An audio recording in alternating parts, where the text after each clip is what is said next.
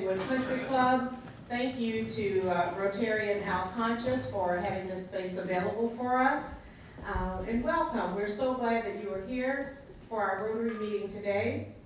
We do not have a connection by Zoom, but the meeting will be videotaped. So thank you for being here.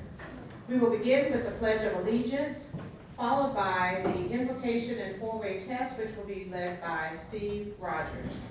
The flag is right here. I pledge allegiance to the flag of the United States of America and to the republic for which it stands, one nation, under God, indivisible, with liberty and justice for all.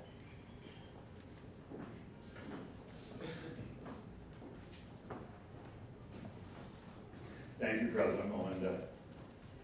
Good morning. Good morning. Please bow your head. We Rotarians are generally blessed with lives with relative luxury and opportunities unknown to many. Lord, help us review our checkbooks and indeed the registers of our lives with honesty as we consider our priorities and our opportunity to help others.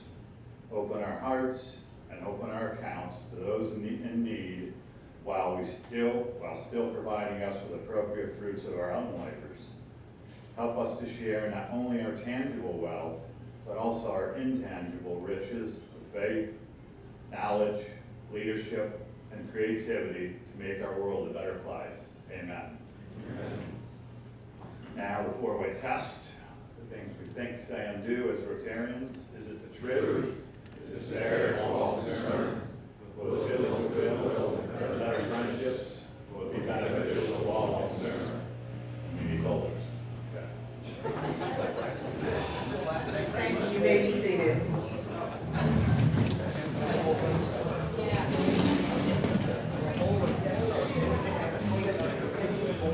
Next, we will have the Sergeant at Arms today to introduce our special guests, Eric Walker. Eric?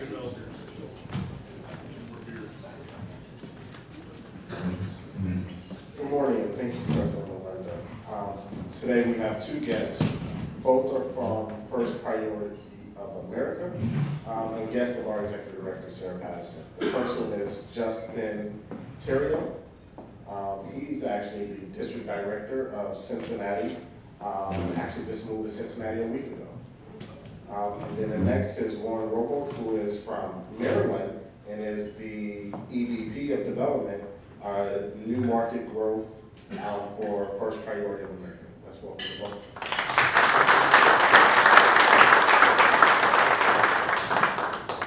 Thank you, Eric, and welcome guests. And also we have a special guest with us today, our past Executive Director, Linda Mute. We're so glad to have her. Linda, please stand.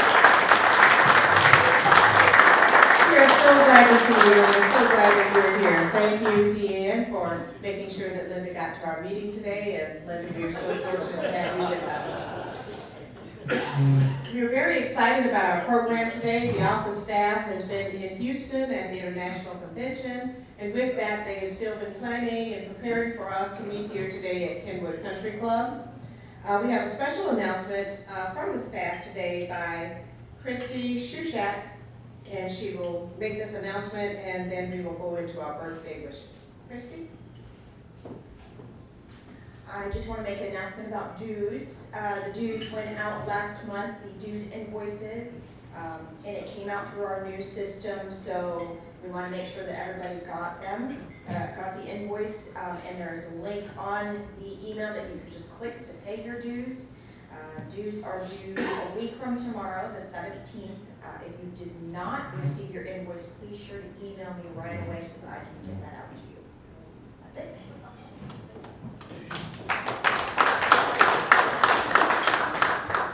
Thank you very much, Christy. We have some birthdays this week.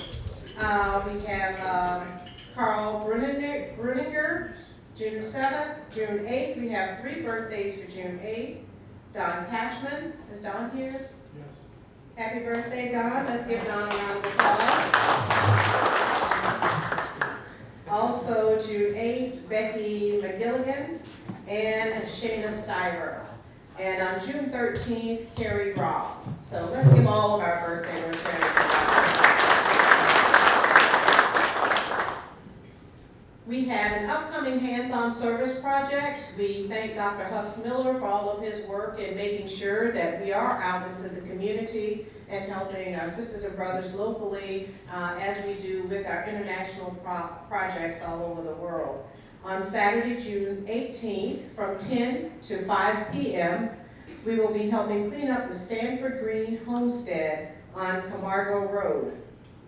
As Dr. Hux mentioned, and put this in the note, this is an important Cincinnati African-American historical site.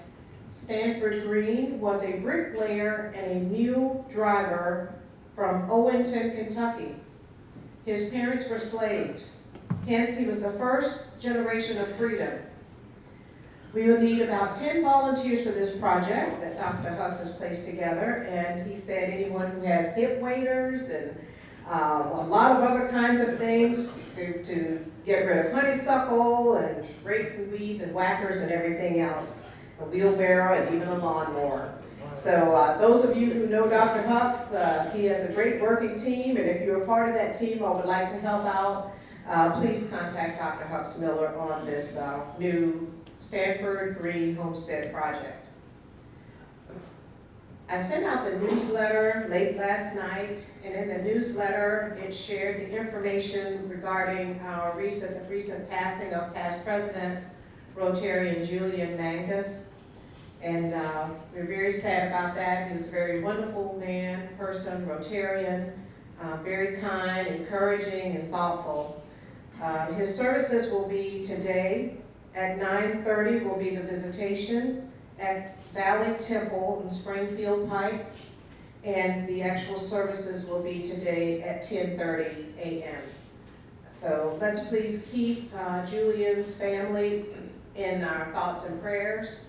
And if you're joining the service today, the office staff has made modifications in the program today so that we will be able to end just a little bit early, because many of us will be going over to the service after our Rotary meeting today. Next week, our meeting will be Dr. Dean Kariakis, medical doctor and president of the Christ Hospital, Heart and Vascular Institute. So we're looking forward to that. But today, we have a very special program, and to introduce our program today will be Al Conscious. Al?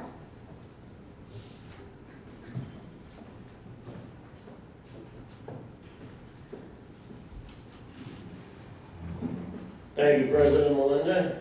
We're very happy to have Tony Shipley here today. He's the founder and chairman of Queen City Angels. As our luck continues to run, we've had a succession of speakers that have come down with COVID like the day before our Thursday meeting, and today's no exception. But Tony is recovering nicely, and he's generously agreed to join us by Zoom. So if the technology all works, and our main man Ed is on the case here, so we should be ready to go shortly. It's great to have Tony here. He was here several years ago and talked about the Queen City Angels. It's a great entrepreneur. All right, we're making progress. So he was here several years ago. We're very happy to have him back and give us an update on the whole angel industry. Queen City Angels was one of the first angel groups formed in the Midwest, and is an inaugural member of the Angel Capital Association. Tony also serves as the immediate past chairman of ACA. During his business career, Tony has founded or invested in over 50 startups or early stage companies. Tony serves on various boards of these and fulfills the role of mentor and board observer for other QCA portfolio companies. So he's very active in that industry. He's had a very successful career. Tony started his business career in '69 as an engineer for Monsanto in Pensacola, In '72, he joined a startup in Cincinnati, Structural Dynamics Research Company. You may remember them as SDRC. As an industry market manager, he left in '75 to co-found an Atroc Corporation, a mechanical engineering related business. In '81, Tony founded Entech Scientific, a software company, and he built it into a powerhouse. They were on the Inc. 500 list. I think they were 414 at the time, and then they sold it to Rockwell Automation.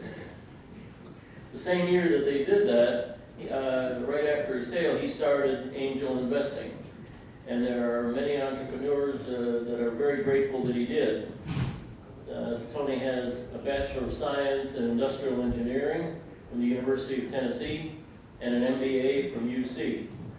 He serves on many not-for-profit boards and has helped launch various nonprofit business development organizations. So please welcome Tony Shipley. Hi, Tony. Al, thank you so much for that introduction and the kind remarks. And as I indicated, I would much prefer to be with you in person today, but because of COVID, I'm in a quarantine period. The good news is the meds are working. Second good news is that we have a virtual capability today, our beloved partner to Zoom. I think most of us spend part of our life on Zoom these days, but again, nice to be with you. Before I start the story that I want to share with you today, I want to express my gratitude for all the work that you, the Cincinnati Rotary Club, do to support our community in so many ways. You are truly one of our valuable assets. And again, thank you so much for everything that you do for the Cincinnati community. My goal today is to share some fundamental information that will give you a quick overview of what we call angel investing. Some of you may know what this asset class is about, but the plan is to cover the topic using both national and local data. And I also plan to discuss why our asset class is so important in the marketplace. Well, let's start with the need for angel investors, and for that matter, any investors that are participating in what we call the early stage capital market. When COVID hit us in 2020, and when the market crashed in 2008, and when we had the famous dot-com bubble burst in 2000, and really the list goes on, lots of questions were asked about how are we going to recover? What are we going to do to turn the situation around? And one of the things that I've learned in my business career is that when we have a bunch of problems that need to be solved, entrepreneurs rise to the occasion and help us come up with innovative solutions that get us out of those tough times. But also equally important, just in ordinary times, they're always developing new ideas and innovative ways of thinking about doing business and solving real world problems, including consumer problems. Now, one school of thought is that our country's entrepreneurs do what they do best, and that is to lead us with innovative solutions.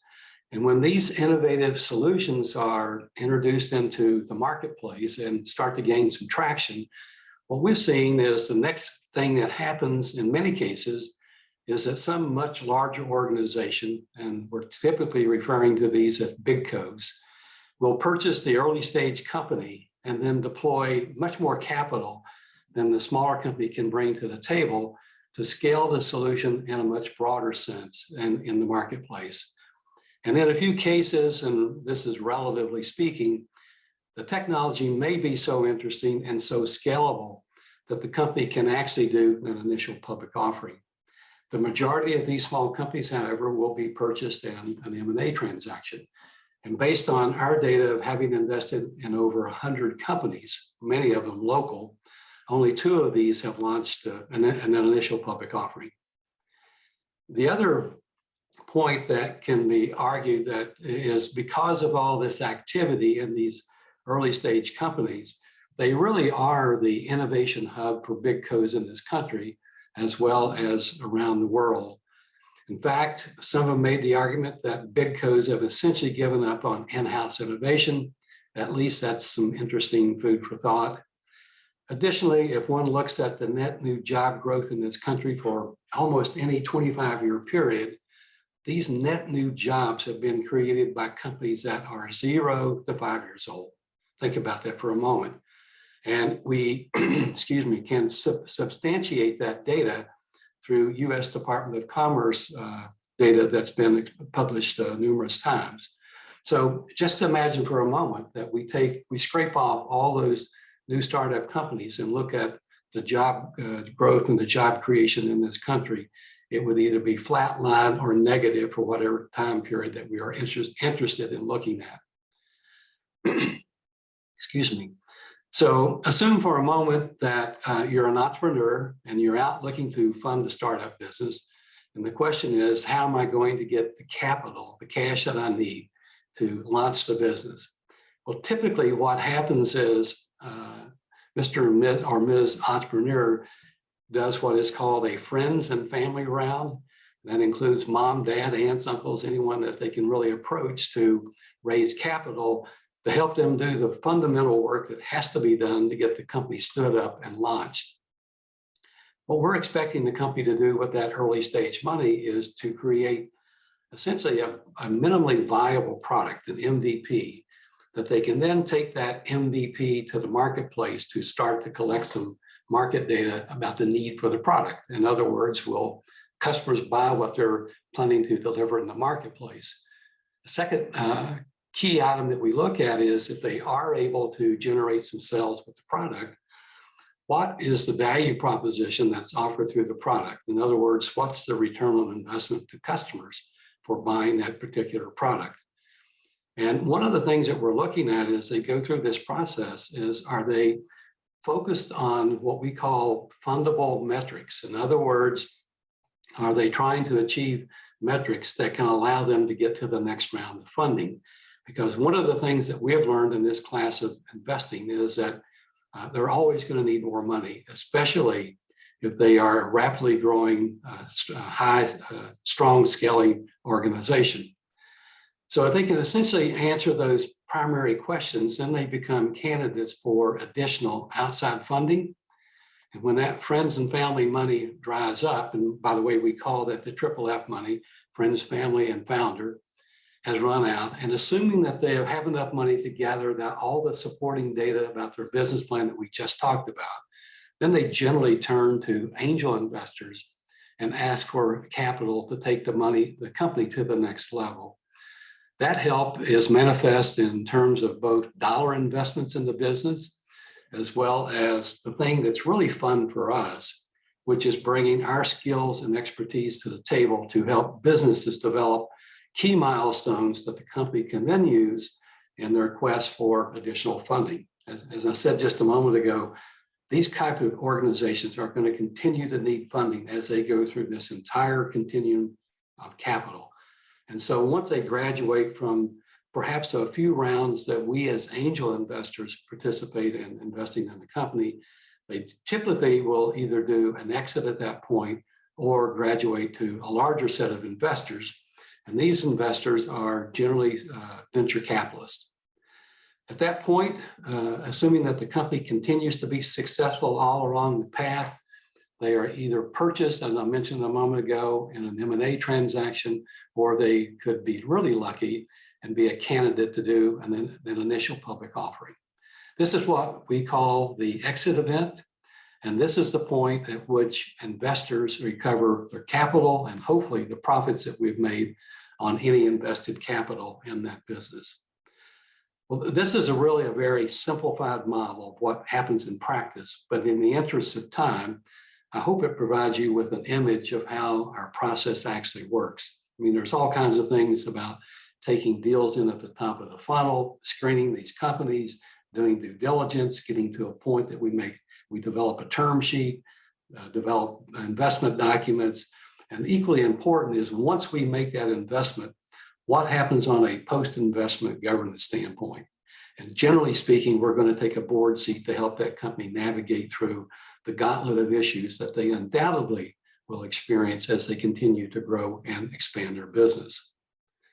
So one question that folks will ask is, well, what type of businesses can attract the type of capital that we're talking about this morning, which is, as I said a moment ago, largely venture investing.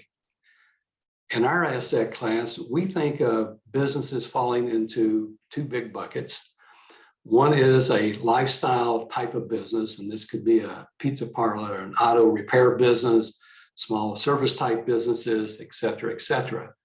And the other big bucket is what we refer to as potential high growth enterprises. And a high growth enterprise are generally those companies that are focused on some technology sector that they believe offers a rapid scaling opportunity in the marketplace. And in our experience, it's really hard to scale something like a service business simply because of the number of people that you require to scale those types of businesses. Well, what are some of the examples of high growth enterprises? Well, they could be businesses such as information technology companies, like a SaaS, software as a service model, a med tech solution, which could include a medical device type company. Maybe it's an advanced material business or some other similar technology kinds of businesses. And these are the kinds of business where if you look at the bulk of the capital that's invested in our asset class, the angel investor portion, as well as the follow-on capital provided by venture capitalists, these are the kind of businesses that you typically see most of the money being invested in. Well, investors in our asset class, as well as VCs, generally do not fund lifestyle businesses. Now, individual angels or family members can focus on funding these businesses, but they really don't fall in that higher growth enterprise category. And what we've found is that the risk is too high in these businesses, the failure rate's too high, and the potential returns are too low in a lifestyle businesses. In other words, they don't give us an opportunity to recover a risk-adjusted rate of return for the kind of capital that we're investing in these companies. And speaking of risk, we know that based on empirical data that was collected over a couple of cycles through the Angel Capital Association, that investing at this stage is an inherently risky proposition. And about 50% of all the companies that are invested in at this stage, which is what we call early startup or early stage kinds of businesses, about 50% of these businesses actually fail. We love the company when we write that initial check to invest in the company. We do all we can do in terms of rolling our sleeves up to help that company be successful. But sometimes it simply doesn't work. And there's a whole list of factors why these businesses don't make it in the marketplace. So the following question might be, well, how do you get to that adjusted risk rate of return that you're looking for? So that obviously means that we've got to have some big winners in the portfolio. And that's why we use a model similar to whether you're doing public company types of investing, but you want to have a diversification strategy. It means it's hard to pick one or two of these companies, bet on them, and have success simply because of those failure numbers. So what we're looking for is to build a portfolio of companies where we know that we've got a nice mix of different types of technology companies. And we know out of that portfolio, just based on historical norms, we're going to have some winners, and we're going to have some big winners that will help us get to that adjusted rate of return that we're looking for. Again, this is a somewhat simple overview of businesses that we tend to fund and how we bring our skills and expertise to the table to help the businesses succeed. And hopefully, through best practices that we bring to the table, we can help them avoid that big failure rate number that we just discussed. The process that I described is what we call that continuum of capital. So somebody in their garage or basement or bedroom may be working on an idea. They need a small amount of capital to go out and do that minimally viable product and that basic market research. And once they get success at those levels, they're then looking for larger check sizes to allow them to invest in that scaling process that we talked about. And hopefully they get to a point that they've got a meaningful business and one that can attract much larger rounds of capital that will help them scale to meet market demand. So if you think about that, it's starting with the 3F round to the angel round, which could be multiple rounds. It generally is not just one round in these different categories that I've discussed. It could be multiple rounds at the angel level before they get to a VC. And then following the VCs, as I mentioned, typically speaking, it's going to be an exit.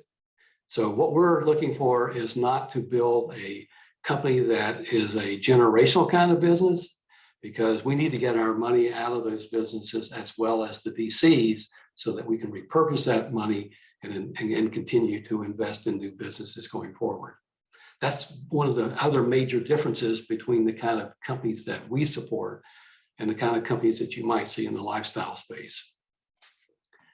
So briefly, let's turn our attention to some interesting data about our asset class. Again, as I mentioned, I'm going to share with you some national data as well as some local data about this type of investing. And three important numbers that I'll talk about briefly are 16 million, 300,000, and 15,000. Well, what's 16 million? If you look at the data published by the Securities and Stock Exchange, SEC, there are about 16 million accredited investors in the US. What this means is that these are folks who could write a check to participate in investing in companies that we support. What the national data tells us is about 300,000 of the 16 million in any given year will actually write a check to invest in these stage companies.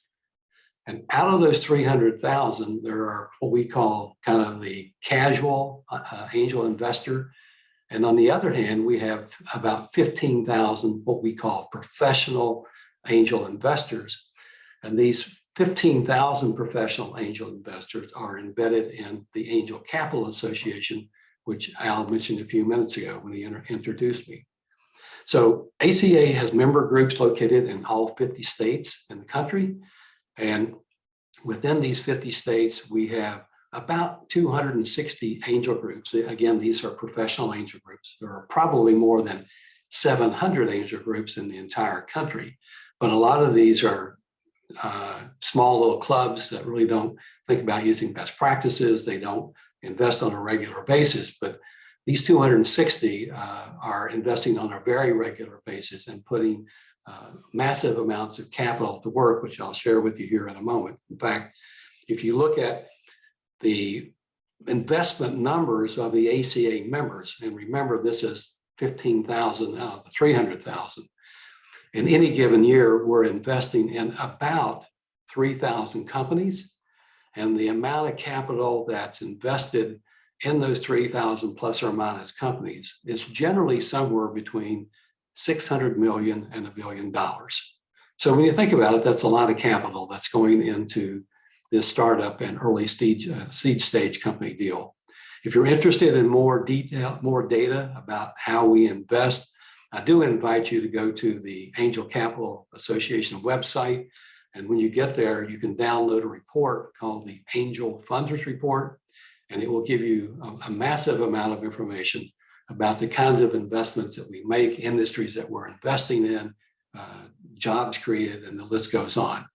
But when you think about it, investing in 3,000 companies, that means we are literally creating most likely tens of thousands of new jobs on a year in and year out basis.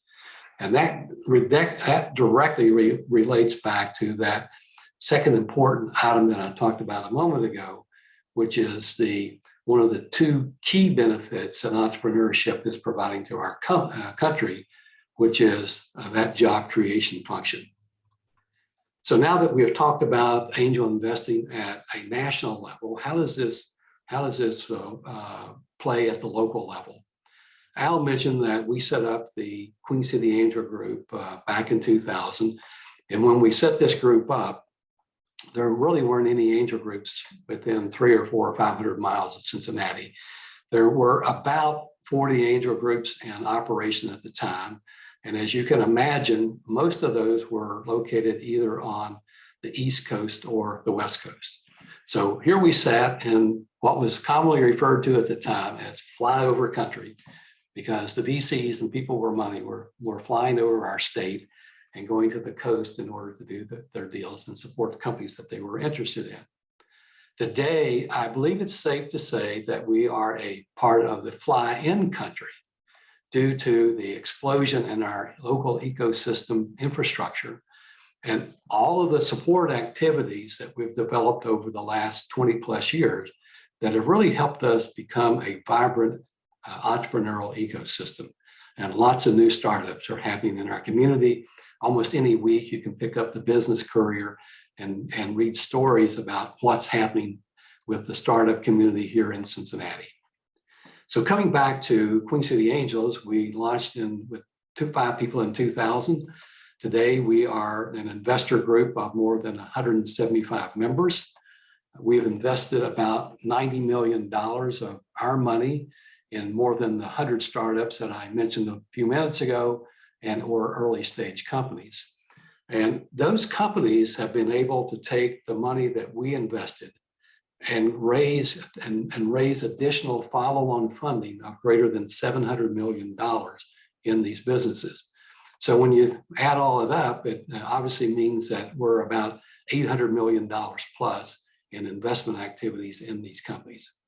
That's a lot of leverage on that initial money that we have supplied and the leverage that we had hoped to get when we wrote those initial checks to support these businesses. The other good news is embedded in those 175 members, we have a lot of qualified experts in all the areas that we invest in. And I touched on those when I made a few comments earlier. And those are IT kinds of businesses, life science business, and advanced material businesses, which represent about 90% of all the companies that we invest in. When you break our members down, it's a nice blend of what I call recovering entrepreneurs, folks like yours truly, and merged with larger corporate types. So we can bring the best of both worlds together and help bring a lot of expertise to the table to help our entrepreneurs solve real world business problems when those problems pop up. It's truly a fantastic group of people that we work with, and I'm totally amazed day in and day out when I see the benefits and expertise that they bring to the table in helping us and helping our portfolio companies solve real world business problems. We still have about 45 active operating companies in our portfolio, and we are still continuing to invest in new companies. In fact, in the last year, we invested in over 20 deals. This is a combination of new companies that we invest in and or follow-on rounds of capital where existing portfolio companies are out raising new money. And we invested about $10 million last year in these companies.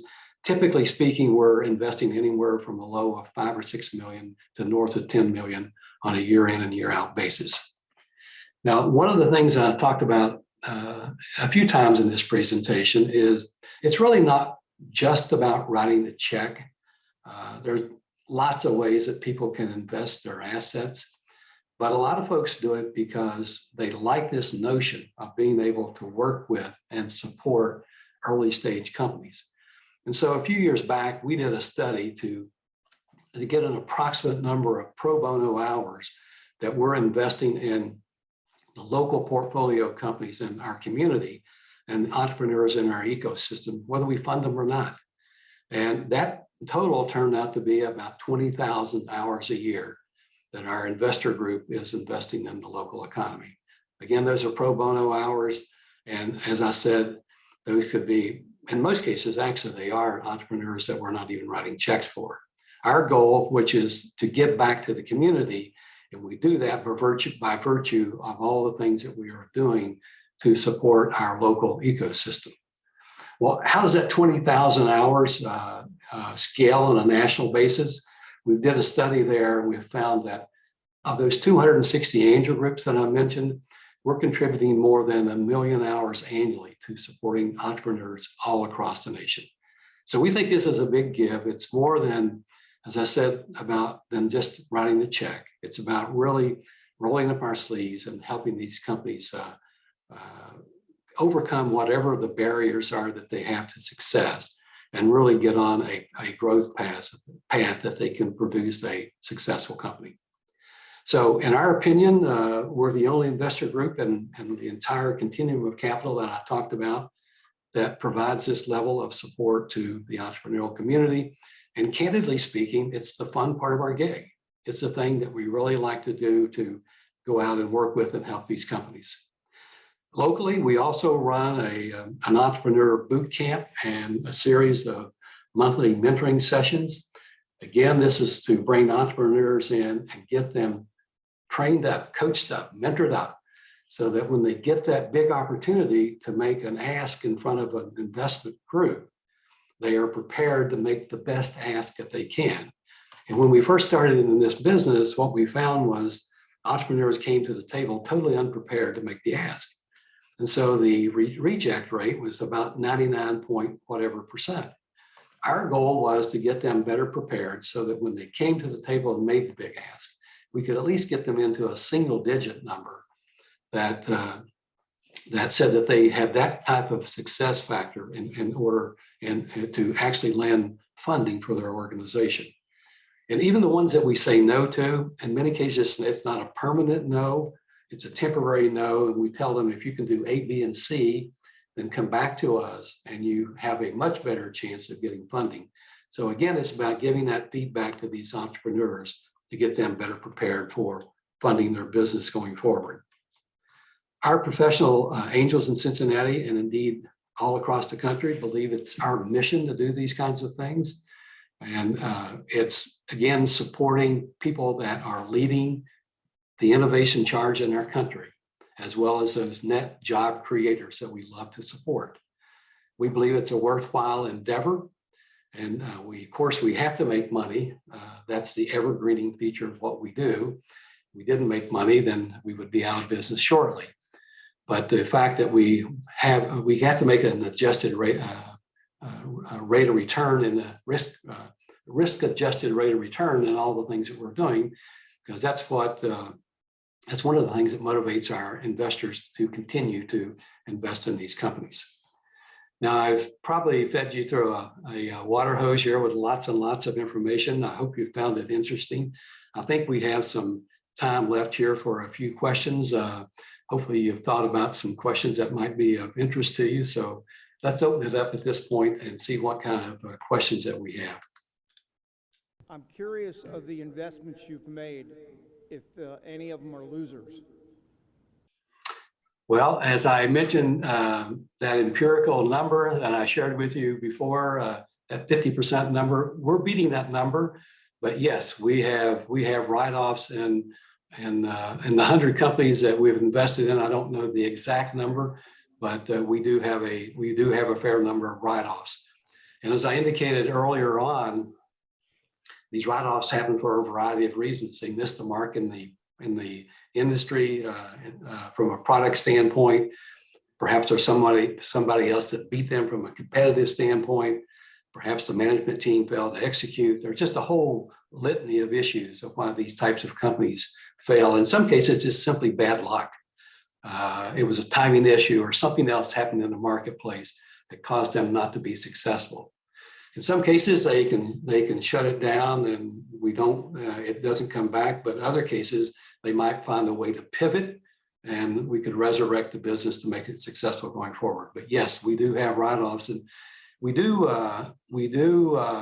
caution our members to expect to have these write-offs. And if people cannot tolerate having losses in the portfolio, it's probably not the type of asset class that they should think about investing in. So what's the specific timeline for investment in specific companies? Yeah, that's a great question. So like all professional angel groups, our goal is to compress this timeline as much as we can, because entrepreneurs are trying to get access to the capital to go ahead and implement their business plan.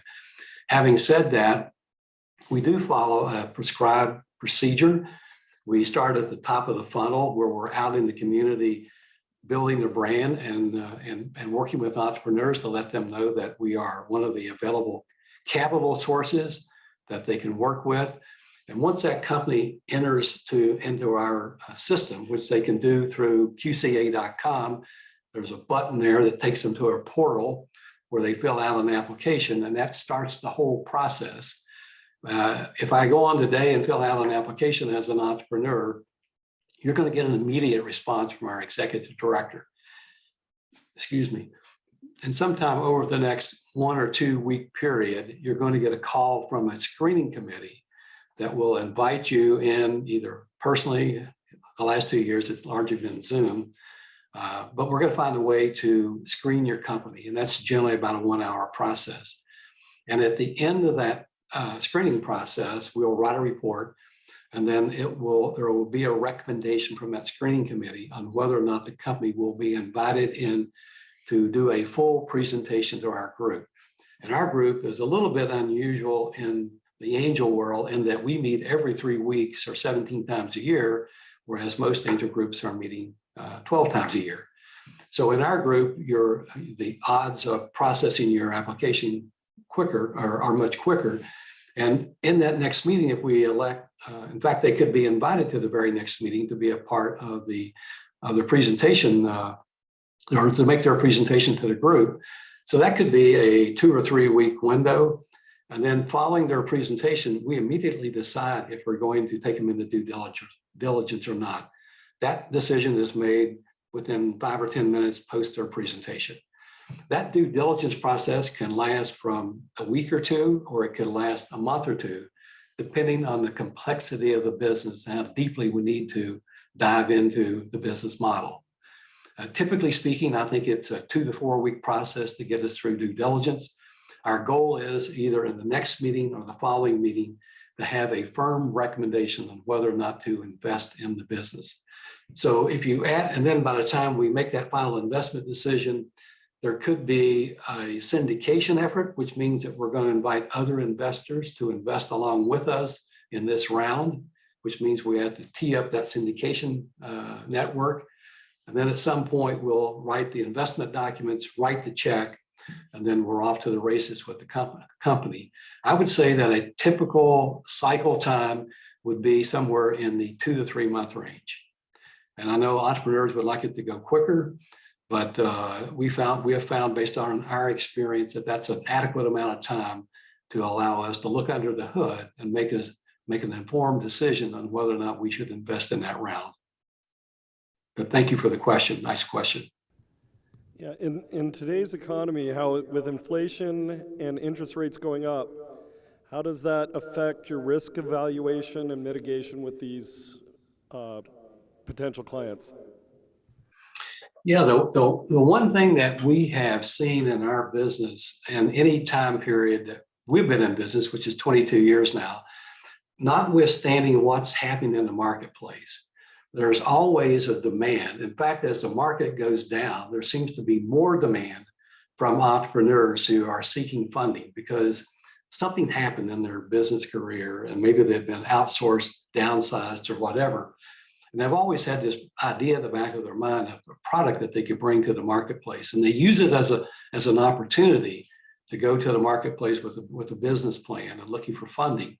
So we've seen an incredible number of opportunities post-COVID or during this COVID season, whereas a lot of folks thought we're not going to see as many business opportunities. It's been the reverse of that. We've seen more business opportunities because entrepreneurs have realized that we need new solutions for some of these problems that we're encountering today. And what we've also seen is, if you go back to 2008, when a lot of 401s became 101s, a lot of the investors looked at that and thought, hey, I can lose money at that rate, so I'm going to take a portion of it, put it in over on this side, and I'm going to use it in alternative investments. And I'm going to manage those alternative investments, and I'm going to have fun doing it. And angel investing is one way that they can do that. So I think we're a little bit insular to some of the things that are going on in the marketplace. When people think that we might be down on members, it's just the reverse is happening. We're bringing more members on board every month, and people may think the deal flow may be drying up. Again, it's just the reverse of that. There's more deals than ever to look at, both locally, and because of our footprint with the National Angel Capital Association, we also get a chance to invest in nationally syndicated deals. Tony, Doug Bolton, thanks for being here and making this presentation, being here in quotes. Can you talk about the flyover state of Cincinnati? I mean, there's obviously you guys, Centrifuge, other things going on to improve the startup sector, but what's still needed to make Cincinnati a really robust place to be a startup? Well, let me talk just for a moment about the 80s and 90s when I was an entrepreneur. We had nothing. We had to make it up as we went. Excuse me. And if we wanted funding for one of our high technology companies, we had to go out to the East Coast or to the West Coast or up to Chicago or someplace other than Cincinnati. Well, all of that started changing in the 90s when the first venture capital firms were launched here locally. And by the time I sold my last company in 2000, we were starting to see some breakthroughs in terms of building an ecosystem, an infrastructure that supported entrepreneurs on a much broader basis. And two big studies happened. Both of them were by McKinsey. The first one, I think, in 2001, which candidly speaking, not a lot happened with it. I think the second one was around that 2006, 2007 time period. And the big difference there was that the CDC got behind that study and they looked at the outcome and they said, we're really going to change the landscape in Cincinnati. We're tired of being number 15 out of 15 comparable cities to Charlotte, Detroit, whatever those cities are. And we're going to invest in the local ecosystem and turn this around and make us a place to come to as a place to lead. We were losing a lot of our smartest and brightest left the city because they didn't see that opportunity that they were looking for to work in the startup space. Well, the big codes helped us fund Centrifuge. The University of Cincinnati has a very aggressive innovation program under Dr. Pinto. He's done a marvelous job in all the things that they've done with 1819 in ways that they're looking to unlock intellectual property from the university. They invest about $400 million a year in basic research. And then all the things that have happened at places like Children's Hospital, again, where they're unlocking tons of intellectual property that can be commercialized and help us develop companies around those technologies. And so if you look at the local ecosystem, it's players like us, it's Cincy it's Centrifuge, 1819. There are more than 10, there's a 10 or 11 or 12 venture capital firms that are located here now. There are venture capital firms that are routinely coming in and out of the city. I think the thing that's going to help us moving forward is to continue to think out of the box, how we get better at collaboration and ensure that we got all the right people at the table that are working on helping us grow this entrepreneurial space. I think we have the key ingredients that are required. Fantastic research universities. People want to live in our city. It's become a hot spot, kind of a cool spot, which is good news. And we have money in the city. And equally important, we have people who want to make a difference, who want to roll our sleeves up to help make this a successful place for our kids and our grandkids. So I think keeping the pedal to the metal, ensuring that we are working in a collaborative method to help these entrepreneurs and these startup and early stage businesses, I think we will continue the rapid scale that we've seen over the last 10 or 15 year period. Any other questions? I think we're getting close to the end here. Folks, thank you so much. Thanks everyone. I've enjoyed being with you today. Hopefully this was a little bit informative. And if you have any questions about angel investing or how you can support the local entrepreneurial ecosystem, please let me know. We'll thank Tony anyway for his presentation. Let's give him a round of applause. He really took us through some very detailed information very quickly regarding foundational information with entrepreneurs, with family, friends, founders, to the angel corporation and the venture capitalists and on and on. So that was very good, and the support of what their organization does. So In honor of his presentation today, I don't know if he can hear me or not, but we will give a donation to the eradication of polio to Rotary International, and we also have a Rotary pin that we will see that he gets. Next week, our meeting will be Dr. Dean Kariakis, the president of Price Hospital Cardiovascular Institute, and we're looking forward to seeing you. We will be back at the Hilton, Netherlands next week. So some of us will be going to the services for past President Julian Magnus this afternoon, well, this morning, and we will see you there. So let's make it a great week. Meeting adjourned.